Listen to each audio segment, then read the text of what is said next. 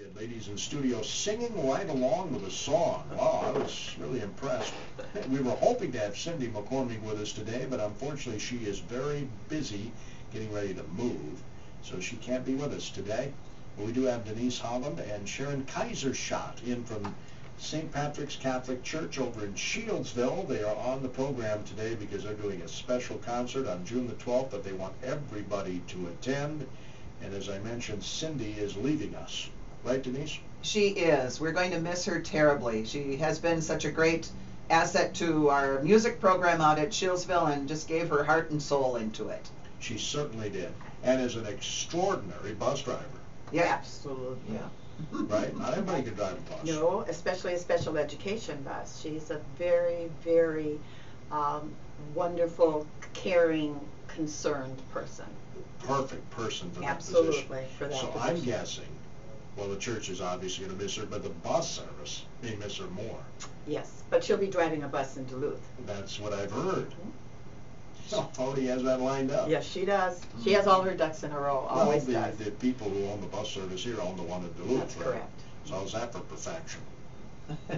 Works for us and Now, bad for her. When you retire, Sharon, are you going to move to Duluth? No, sir. I am retired and I farm.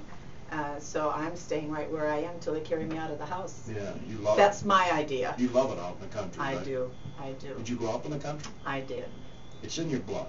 It is in my blood. It's actually I live on a farm that was purchased by my parents before they got married, and my son lives on a century farm that was settled in 1857 by my great grandparents. That's So, even before this was a state. yes, my grandmother was born the year that Minnesota became a state. My great grandmother, before it became a state. Interesting. And Denise, you live in the country, right? We're back in town Oh, now. you are? Okay. Yeah. So we decided at a point when someone wanted to buy our place, we sold it.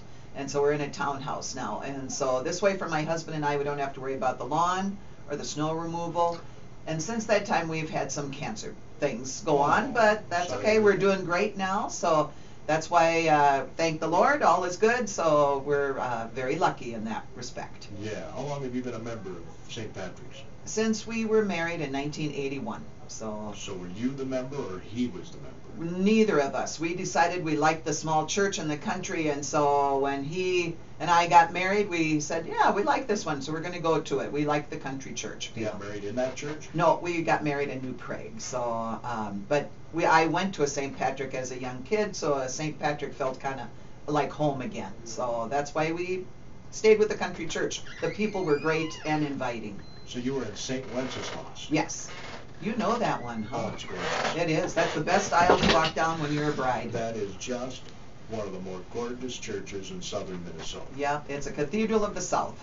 Grandparents' church, and so I was a regular visitor when my grandpa and my great-grandma went to church, and it was my mother's church. It was where my mother and dad got married, family members buried in the cemetery, but my original church was Holy Redeemer in Montgomery. Okay. And I live halfway between Montgomery and Shieldsville, and the time and the circumstances and my chore time, St. Patrick's fit in, and the minute I walked into that church, it stole my heart, and that's where I've been ever since. Yeah, it's a beautiful church as well. We'll talk more about that, a little bit about the history of the church. We're here to talk about the concert. We will touch on that, I promise, when AM Minnesota continues, but I think they have very interesting and unique history in Shieldsville. We'll find out all about that when AM Minnesota continues. Right now, let's get that open. John, certainly appreciate that opening market report, a service of your KDHL Agri Boosters, including Ag Power Enterprises, your John Deere dealer.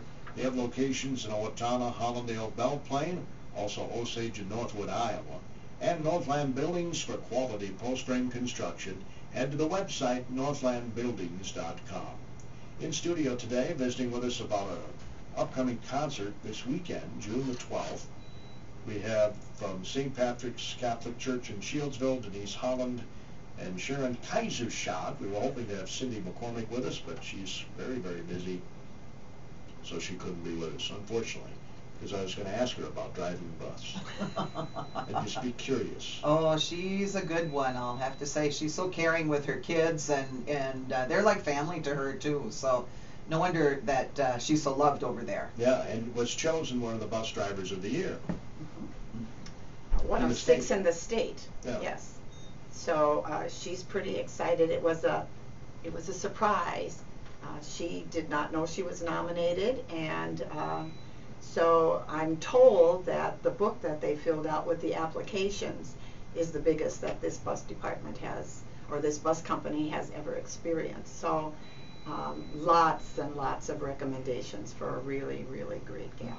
Do either of you know how long Cindy's been the choir director at your church? 17 years it will be going on. She had answered an ad in the paper for looking for a piano player, musician for our church, and that was the old Stone Church at that time. Sure. And she had been thinking of, well, giving up her daycare that she had in her home. So children have always been a part of her life, and we were so lucky that it was right at the right time. She answered it, and we have never regretted it since that time.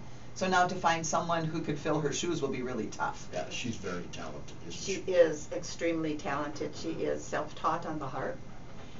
She's a great pianist. We give her a really hard time because she does not play the organ, and we do have an organ at St. Patrick's. So one of the things is always, this music would sound so much better if you played it on the organ. But she's a great pianist, and we are just really, really lucky. So the organ is that much different from the piano? I didn't know that. It is. I mean, other than the sound. Well, and there's pedals. You have to play your Right. major chords on the pedals, and she just chose not to do that. So we're just glad that she plays the piano and she plays the harp. Yeah. So you haven't hired a replacement yet? Not yet. We haven't found quite the right person, or, you know, it's kind of in the starting, I guess, part of looking. So anybody listening who might be a vocalist or... Well, somebody that's listening that would be interested in the position is certainly welcome to call the office at St. Patrick's, and the information that they need is there. And we would be certainly happy to talk to anybody that would be interested in the job.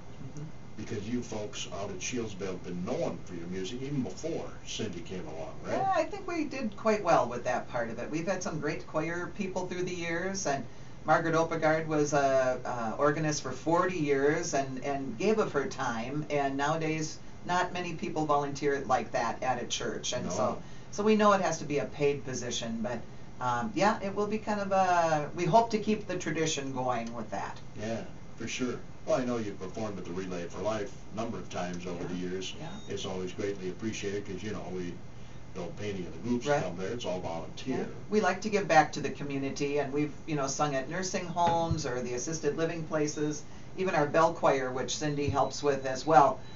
We've gone and done entertaining different times, not just at Christmas, but even other times of the year. And so it's all about community to give back. I think one of the neatest national anthems we ever had at our relay was when your kids came out, your kids choir. Oh, okay. That's, you know, it is. There's something just, about children that's great on well, that part. it hit me right here. I got to thinking that that's what the relay's all about. Yeah. Just to make sure those kids don't have to suffer like other generations That's have. right. That's right. Finding that cure, you know, kind of celebrating if those that have come through it, and rejoicing with them, you know, so very true. Relay for Life is a great event. But they're all so cute, you know, and some sing very loud, and others really don't sing very much at all. You know how that is. Typical kids, yes.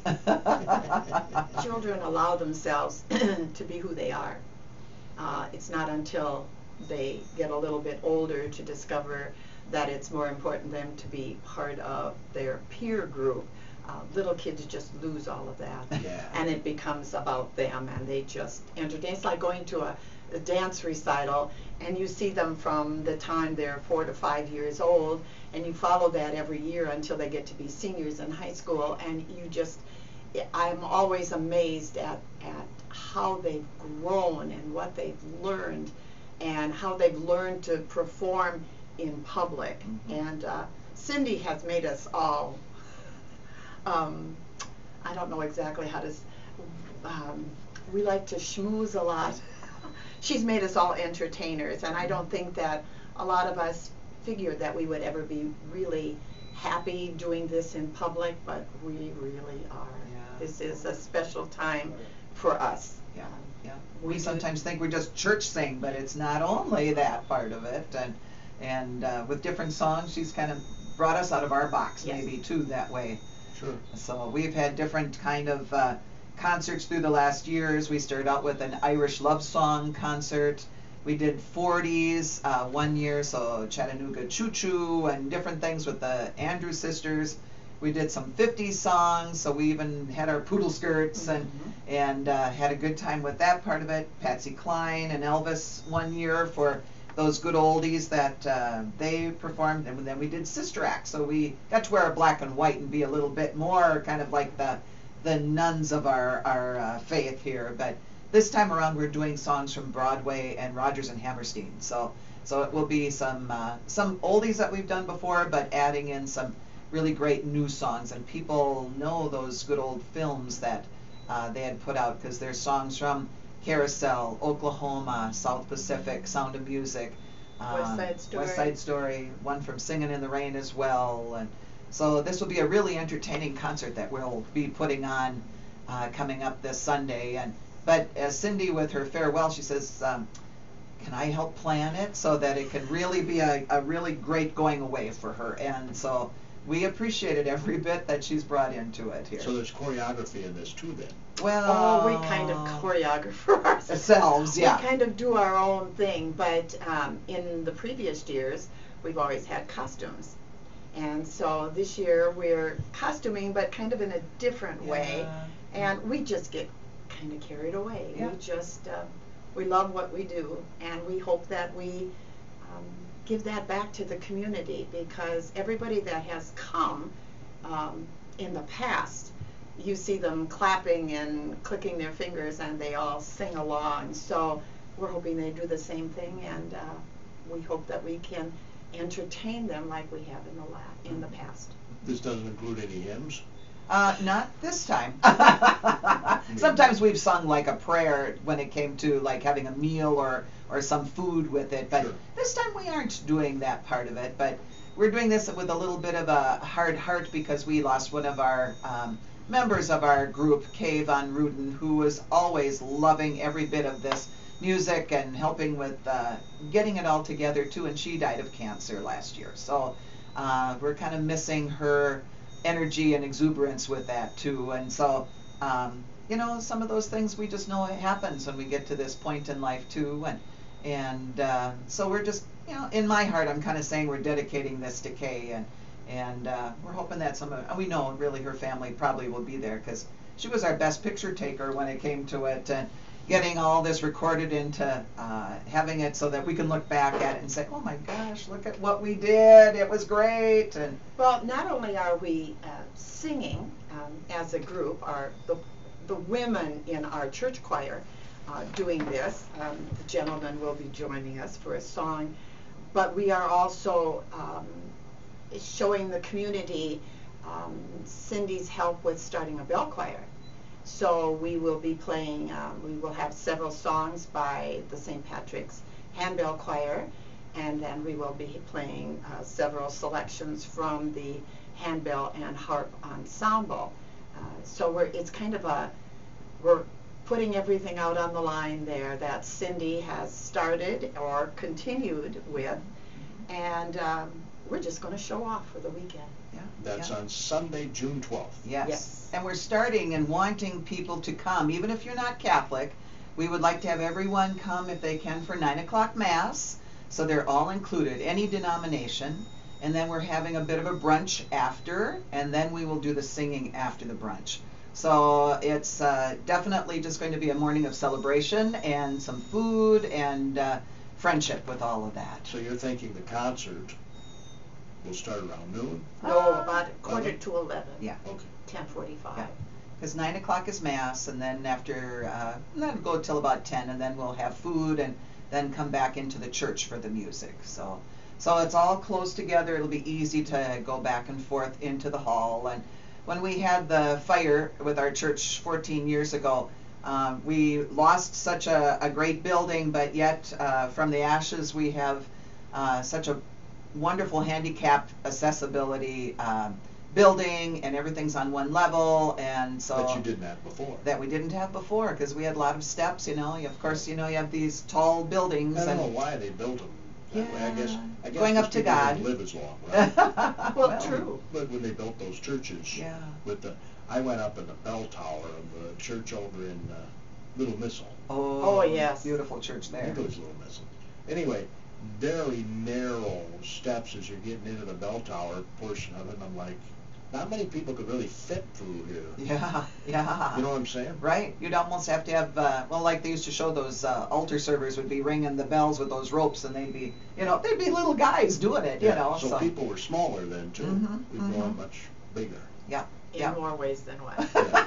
I wasn't going to go there, but you're more than welcome to. Well, and I think most of the churches were built, when they were built, most of the time at the turn of the century, not necessarily the 21st century, and they came from places that were European.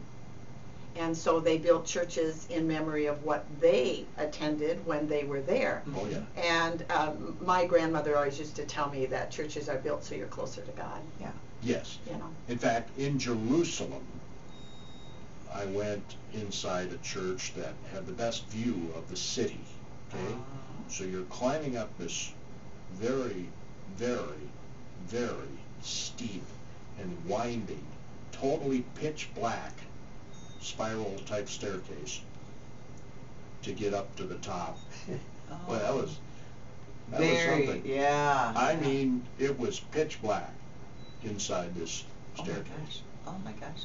I wish I would have brought a flashlight. If I ever go there again, I'm going to have a flashlight. Yeah. Well, you didn't know that ahead of time, but what a wonderful experience to be able to go to the Holy Land. Oh, yeah. Well, I think every Christian should make that pilgrimage. Of course, now it's tough with the situation in the Middle East. In fact, we were going to go back last year, and the State Department said no travel to the Middle East, because at the time, things were really tough.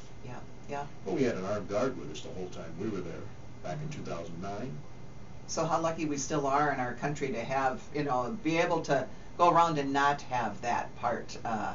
We were in Norway, and we had a couple ask us, how do you travel from state to state without, you don't have to use a passport, you don't have to use your licenses, and it's like, well, that's why we're the United States, because then we can travel to all those places. We aren't a separate country as you cross the border. Imagine if you live in Europe, you don't have that situation. Right. So they don't quite understand how we can travel as freely as we do without that kind of, needs. And the interesting thing is, a lot of people are not in favor of the euro, which is kind of their universal monetary system in Europe, which is better for travelers. But many of the countries there are not big fans of the euro. Yeah, that's what I hear, because it's almost like bringing it united too much together. They still like their independence of their country part of it. True. But I digress. Anyway, Sharon Keisershott, Denise Hallund are in studio today. That concert again is June the 12th, which is this coming Sunday. It's indoors. Yes. So this way you don't have to worry about the weather. If it's hot, we have air conditioning, which I hear it's supposed to be 90 degrees. And so it will be just a celebration of Cindy and our choirs, like Sharon said, that we have the singing choirs, the vocal ones, but as well as our bells and Cindy's harp. And kind of interesting, when Cindy was growing up, they were the sisters of the Parker family that started Parker Funeral Home, and so now Parker Cole are together. But all those girls had to play organ or piano or something for visitations, and for helping the families, they had to answer phones, and she always kind of knew that was a need, and so she took it on, I think, probably even better out of any of her other sisters. But so she knows how it is to work with people, and so we've just, I think, enjoyed her because of her great, friendships that we've made with her too. So when my parents died, she even played the harp at their visitations as just volunteering to do that for comfort for people. And so Cindy will be missed even in other ways, and not just our church, I know, then too, from Faribault. But they have family that are up in Duluth, a son and daughter, and now a granddaughter. And so that's one of the reasons that they would like to be closer to their family than in their retiring years. Yeah, I know at my mom's visitation too, well, it actually wasn't, it was a private funeral. At my mom's funeral service, we had a harpist who Yeah. It's a very comforting sound. And well, and Cindy also does a tremendous amount of volunteer work. She plays for nursing homes and Yes. assisted living. She goes to the schools, and she just recently did that on the last day of school. She went and did a music presentation with her harp to the young kids. They all enjoy it. We enjoy just listening to her play the harp. Actually, while we practice, usually our concert is in August, and so she has spoiled us terribly. Our practice times were always in the evening, and so we practiced outside at Cindy's home in her backyard, and the neighbors used to come and set their lawn chairs out or sit on their decks to just listen to us sing. Why not? Yes, And then yeah. she made us soup and sandwiches, so it was the highlight of our week. We had camaraderie. We discussed everything under the sun, and it was just, I think we've become a very unique, loving, caring family. We've seen each other through great happiness and very sorrowful times, and we've lost members of our music community, and as long as we have one another, it makes your heart expand and hope that you can express that same gratitude to other people. And I think that that's why we find St. Patrick such a comforting church, because we are so willing to help anybody under any circumstances. That's what a congregation is supposed to be, That's correct. a family.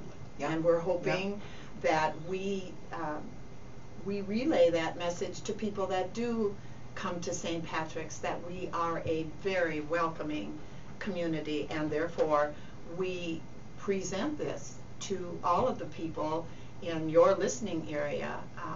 This is a non-denominational service that we're having, even though we are actually celebrating a Mass because it is our faith, but we are asking people from other denominations to come and spend this delightful morning with us. And it will be over by noon, so those of the people in this area that are celebrating graduations or graduation ceremonies or anything else, they'll be able to do that. Several of our members have graduating seniors this year, but they will be joining us for the morning. That'll be a good time. Mm-hmm. August 1st will be your 12th anniversary Yes. since you dedicated this church. Yes. Yes. Took 2 years basically to rebuild, right? Yes. And After the fire of 2002. yes, it was. So it I was. remember that like it was yesterday. Yeah, the way the lightning and storm was that night, who would have thought? And there were many people who had smelled smoke or couldn't put their finger on it, but then early on the Monday morning part of July 30th is when one of the troopers had seen that there was this flames or kind of brightness that was coming from that area. So yeah, it's definitely been, I don't know, that brought us together, I guess, too. When you think about tragedy or things that happen, but we bring the good out of it. And so that's what we feel at St. Patrick. We've done pretty nicely on that part of it. And people came out of the woodwork to help us on so much of that too. And we've had many different priests through these last years. And being that we've been clustered with Faribault, or now we're with Montgomery, Kilkenny, we've had a lot of different kind of changes, but yet we've come through them, I think, very well and successfully. And so we've appreciated every priest that we have had. Sometimes we've had to look for subs a lot, but you know, they've all kind of come to think, oh yeah, this is really a great church. And so we've appreciated that part of it. But yeah, Archbishop Flynn calls this the cathedral in the country. Yeah. So he usually celebrates Easter with us. Oh, that's cool. And this year he unfortunately was ill, and so we had another priest that came and was absolutely flabbergasted, and he said, yes, it is a cathedral in the country. I like that. We do too. The cathedral in the country. Yeah. Country. In fact, one of our banks of windows we don't have any stained glass on yet because we can see the seasons this way, and it looks out on kind of a smaller lake, and so you can see the green when it comes to the spring and summer, but then as the colors of fall, and then, you know, nothing with the leaves, but the trees and the branches are just wonderful to see that nature part of it. So those are kind of our stained glass. Nature is our stained glass on that one side. You say nature is God's church. That's right. It absolutely That's right. is. You know, you're in the woods. Yeah, very No true. better place to be. That's right, especially with Minnesota, with our reputation here. That's God's church. That's right. So again, the concert times. Well, 9 o'clock Mass on Sunday morning. If people would like to join us for that, we would very much love to encourage them to come. Then we have a brunch after, so around 10 o'clock, and that will be, you know, just kind of a lighter fare of some food.